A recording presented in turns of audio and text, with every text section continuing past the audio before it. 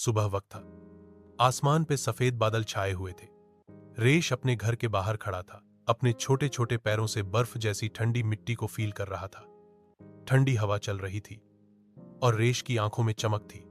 रेश, काश मैं किसी ऐसी जगह जा पाता जहां हर तरफ बर्फ हो।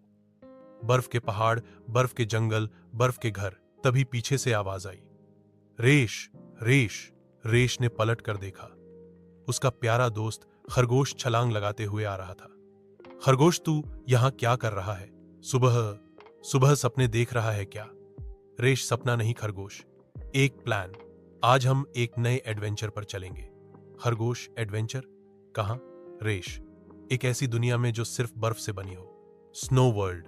तभी पेड़ से एक लंबी छलांग लगाकर बंदर नीचे गिरा। उसके हाथ में एक पतली सी लकड़ी थी।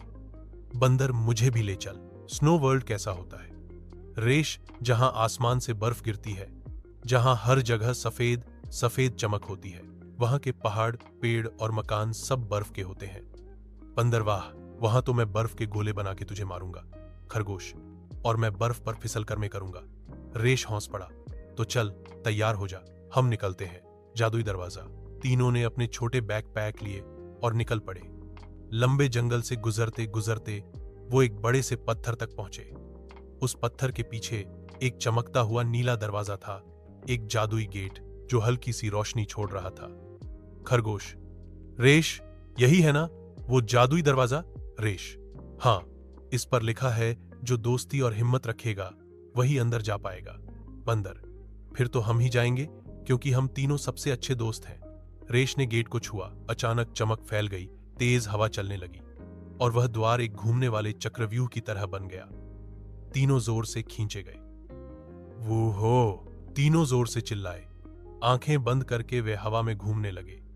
जब उन्होंने आंखें खोलीं तो हर तरफ बर्फ, बर्फ के पहाड़, बर्फ के पेड़, आसमान से गिरती बर्फ की बूंदें, सब कुछ चमक रहा था। वह स्नो वर्ल्ड में थे। रेश, वाह, कितनी खूबसूरत जगह है। खरगोश, मैं तो अभी स्नो एंजल बनाने वाला हूं।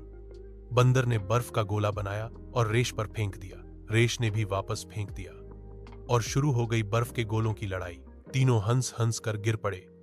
स्नो स्लाइड की रेस। रेश ने देखा कि सामने एक बड़ा बर्फ का पहाड़ है जहां से नीचे तक एक लंबा स्नो स्लाइड बना है। रेश, चलो नीचे रेस लगाते हैं।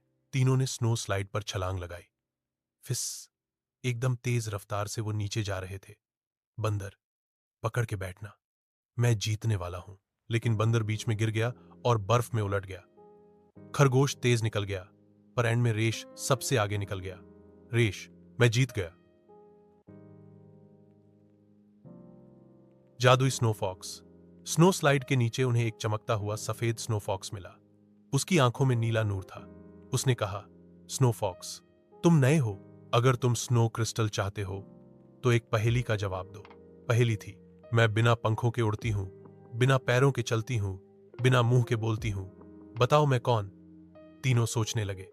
रेश ने कहा, हवा। स्नो फॉक्स सही जवाब। ये लो स्नो क्रिस्टल।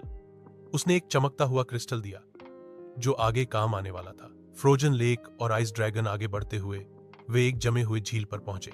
झील पर एक बर्फ की पुल टूट चुकी थी। रेश, हमें यह झील पार करनी होगी। बंदर ने शाखाएं लाईं, खरगोश ने बर्फ के टुकड़े और मिलकर एक छोटी पुल बना दी। जैसे ही वे पार कर रहे थे, झील के नीचे से एक बड़ा आइस ड्रैगन जाग गया। आइस ड्रैगन कौन है जो मेरी नींद तोड़ रहा है? तीनों घबरा गए। रेश ने जल्दी से स्नो क्रिस्टल उस ड्रैगन की तरफ उठाया। क्रिस्टल चमक उठा और ड्रैगन शांत हो गया। ड्रैगन, तुम बहादुर हो, जाओ। जाते जाते अचानक तेज आंधी चलने लगी। बर्फीला तूफान ने हर तरफ अंधेरा कर दिया। बर्फ की तेज हवा उन्हें उड़ाने लगी। रेश, एक साथ रहना। बंदर ने एक पेड़ की शाखा पकड़ी। रेश ने खरगोश का हाथ पकड़ा। क्रिस्टल को रेश ने हवा में उठाया और वह एक ढाल बन गया। तीनों तूफान से बच गए। येती किंग का महल। आखिर में वे एक बड़े बर्फ के महल पर पहुंचे। वहां येती किंग रहता था, एक बड़ा सफेद भालू जैसा प्राणी जिसके सर पर क्राउन था। येती किंग, कौन आए हैं मेरे महल में? रेश, हम बस घूमने आए थे।